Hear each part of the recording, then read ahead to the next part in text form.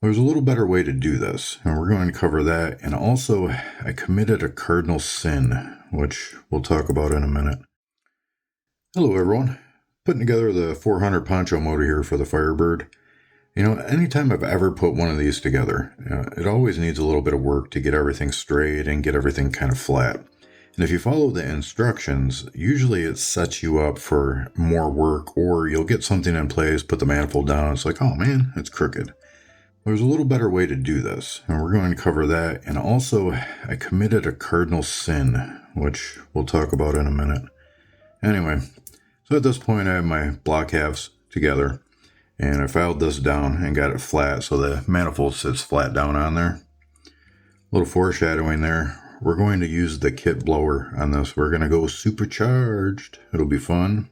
Anyway, we got this flat on here. Little file work there. We have this face filed down so the water pump and everything sits flat.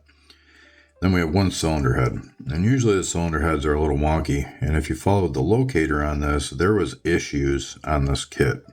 So for this cylinder head, which is cemented in place already with Tamiya quickset, it was as simple as once I had the manifold flat down on here, putting the cylinder head on and then bringing it up, holding it in place, and then just putting a drop here to tack it. And then once that was done, I could pull the manifold off, put another couple drops there. Now the other side is ready to go on, so we'll put that on real quick here. Manifold sits nice and flat. Bring in Mr. Cylinder Head. Now originally, these steps here were too far towards the valley, and it kicked the cylinder head up to where the intake would sit crooked. So you could go through and file this down and everything to get it to fit if you didn't catch it. But what I did was I just knocked these down. So I had a little wiggle room on the head up and down. I can bring the manifold in. Now we can set our cylinder head down and bring it right up to the manifold. And that fits really good. I grab our thin set. Remember, it's not about brushing this stuff. You just give it a little dot, little drop.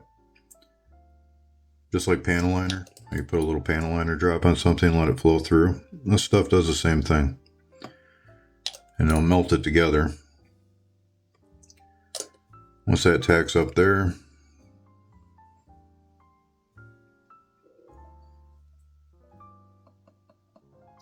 push it down.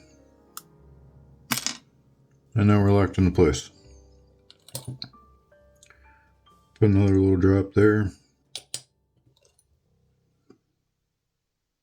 Drop there. And I just push it in and hold it. Put a little too much there, so I'm just going to kind of wipe it away. And actually what I'm wiping away is melted styrene.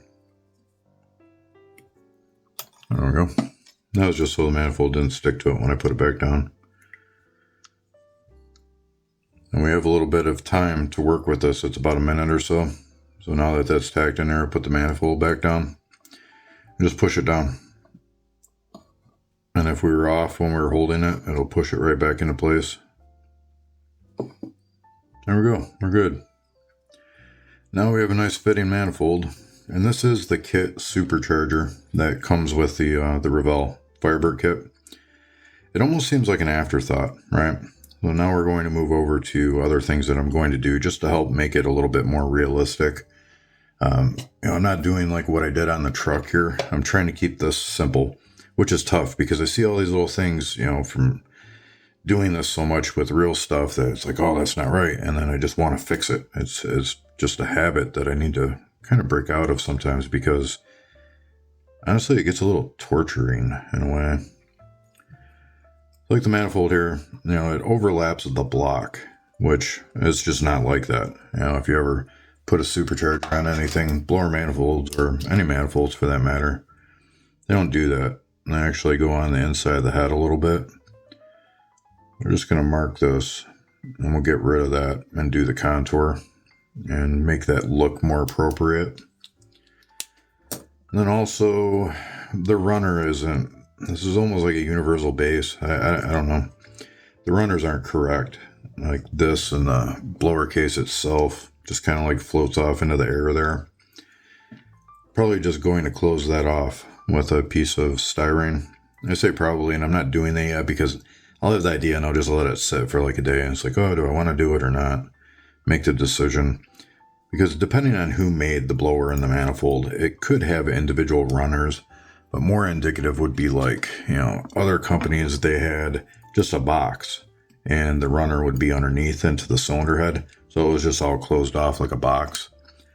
And by closing that off and just making it flat, form it in, it'll make it look like the case actually does bolt down onto the manifold. Pretty cool. So now we can talk about my Cardinal Sin. Originally I was going to do like a single dominator with like a Victor Jr. intake or something like that, or make a single plane for it. Just make it look like a high compression, pretty healthy 400 Pontiac. And then I was like, well, it's sitting right with the wheels and stuff. It'd look cool with a blower on it. So that's why we're using the blower. But now it's the 70s, right? We're doing like 70s Street Machine, maybe closer to 1980. I need the cutting edge of carburation technology. And back then, what was the cutting edge of CFM movement that kind of made people go, what the hell is that? Well, my friends, the Cardinal Sin is I bought 3D printed parts. Now, I have nothing against 3D printing. Don't get me wrong. It's great for the hobby. People love it. People have their own printers. It's awesome. Personally, it's just a philosophy of mine. I just do something more in the traditional sense. So I'm not bagging on 3D printing. Don't get me wrong. But some Predator carburetors are going to enter the chat. I got these from MCV Products, and he does a really nice job. I haven't really done any 3D printing stuff. I haven't bought anything really at all. But the detail on these are great. And for the money, I could sit down and I could probably make something that was passable, but it doesn't have a cool Predator logo on it. And there's no way I'm going to be able to make that. So we're going to put 2 Predators on the blower.